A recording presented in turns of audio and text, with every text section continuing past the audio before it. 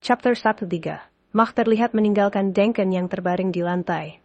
Dengan sedikit sisa tenaga dari tubuhnya yang terluka parah, Mach melangkah sambil menahan sakit dan mencoba untuk mencari cara memulihkan diri. Walau sadar lukanya tak bisa tertolong lagi, Mach terus mencoba berjalan. Ia sampai di jalanan pusat kota, yang sudah kembali seperti semula. Di sana para penduduk mulai beraktivitas seperti biasa. Beberapa penduduk yang tampak begitu menghormati Mach lalu mendekatinya dan bertanya, apa yang sedang terjadi pada dunia ini, dan mengapa March terluka.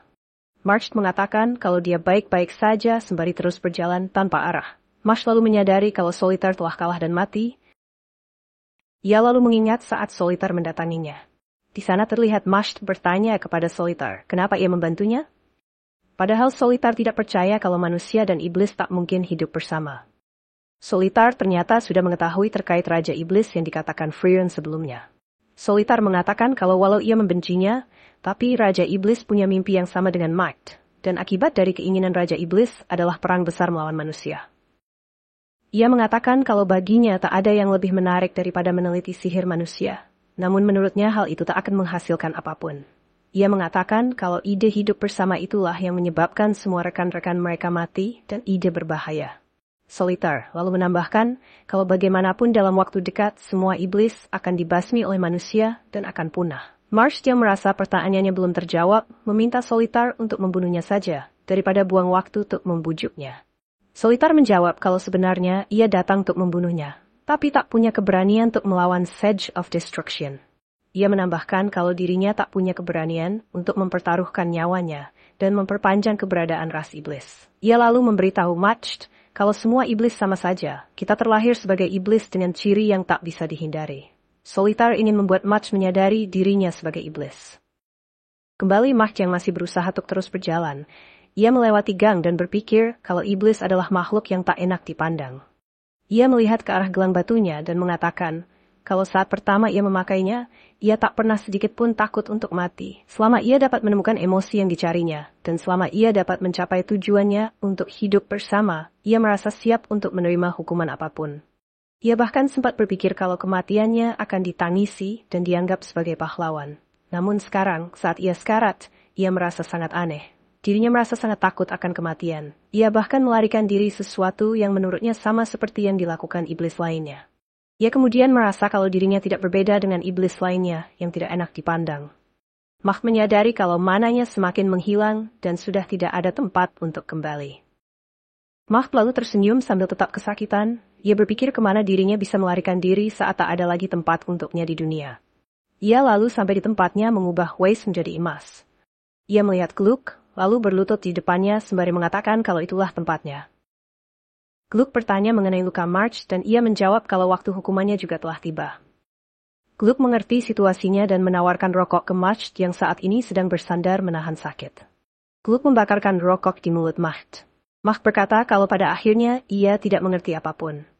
Gluck meminta maaf karena tidak memenuhi janjinya, padahal ia sudah berjanji akan menemaninya walau sampai ke neraka terdalam. Gluck merasa kecewa pada dirinya yang tak bisa menemani Mach sampai ia menemukan emosi yang dicarinya. Gluck meyakinkan Mach kalau perkataannya saat berjanji dulu tulus. Denken terlihat berjalan ke arah mereka dengan luka-lukanya. Mach tersenyum dan memuji Denken yang tak kenal menyerah. Mach menyuruh Denken jangan mendekat atau ia akan membunuh Gluck. Semua yang ada di sana tahu kalau Mach tidak akan melakukannya dan Gluck meminta maaf ke partner kejahatannya tersebut, lalu meminta Denken untuk mengakhiri penderitaan Mach. Sotrak dari jarak dekat, Denken membunuh Mach, tubuhnya hancur, dan hanya menyisakan gelang batu perbudakan. Lalu terlihat pasukan yang seperti polisi India. Mereka baru sampai. Gluck memerintahkan untuk membawa Denken yang sudah tak bisa bergerak untuk diberi perawatan. Gluck menyebut Denken sebagai pahlawan Weiss. Pertempuran ini pun berakhir dengan Mach dan Solitar yang telah lenyap.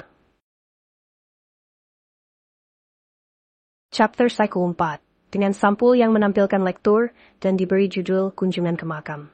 Pertempuran telah selesai dan legenda El Dorado telah lenyap. Denken terlihat telah sadar setelah mendapat perawatan. Denken telah tidak sadar selama 3 hari, dan setelah terbangun ia mendeklarasikan hasil pertempurannya dengan March sebagai kemenangan dan bukannya berakhir seri. Mertua Denken, Gluck datang menemuinya dan menegurnya karena baru kembali setelah 50 tahun, ia juga memujinya karena telah menyelamatkan Weiss. Denken memberitahukan kalau ia tidak sendiri, dan dipuji mertuanya kalau ia memiliki teman yang baik. Di tempat lainnya terlihat Stark yang sudah push up, sementara Fern masih belum bisa bergerak baik. Stark meminta mereka agar tidak menyebutnya aneh lagi, karena menurutnya lukanya tidak terlalu parah, dan itu sudah biasa bagi seorang warrior. Viren lalu berkata kalau itu tidak biasa, karena Aizen setelah pertempuran besar dan terluka cukup parah, keesokan harinya ia akan latihan sambil mengangkat batu keliling kota. Fern dan Stark terkejut.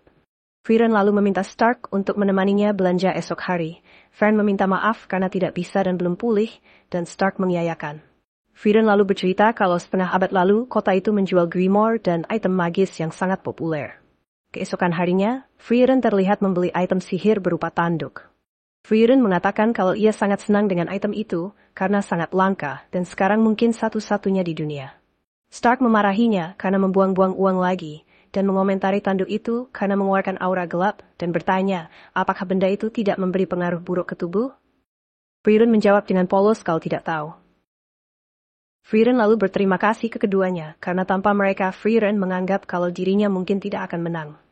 Viren meminta mereka istirahat dan bersenang-senang di kota itu untuk sementara.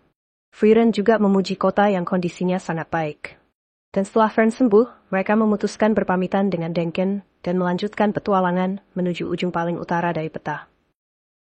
Viren menemui Gluck dan Gluck memberitahu party Viren kalau hari itu adalah waktu yang pas untuk pergi, mengingat beberapa hari lagi, kota akan ramai dengan kedatangan utusan dari ibu kota. Utusan itu dikatakan datang untuk menangkap bangsawan Weiss termasuk Gluck yang dinilai telah melakukan kejahatan. Gluck yang tampak senang, walau akan diadili, mengaku kalau ia telah mengangkat Denken menjadi Great Imperial Mage Weiss, yang mana disebutkan kalau gelar itu mampu mempengaruhi sebuah negara. Ia juga mengatakan kalau sudah tiba saatnya untuk keadilan mengambil alih. Gluck berterima kasih ke Viren atas jasanya terhadap Weiss. Gluck lalu menjelaskan kalau ia tidak membenci kematian Macht, di mana itu akhir yang indah baginya, terkelupas sampai menghilang. Gluck lalu meminta untuk mengantar Viren dan segera akan memanggil Den. Viren mengatakan kalau Denken tak perlu hadir karena tidak sopan mengganggu seseorang yang sedang mengunjungi istrinya. Denken terlihat sedang berada di depan makan lektor. Ia sedikit menangis mengingat momen-momen bersama istrinya. Dan sebagai kata penutup art ini, Denken mengatakan, lektor sampai akhir, perjuanganku tidak enak dipandang.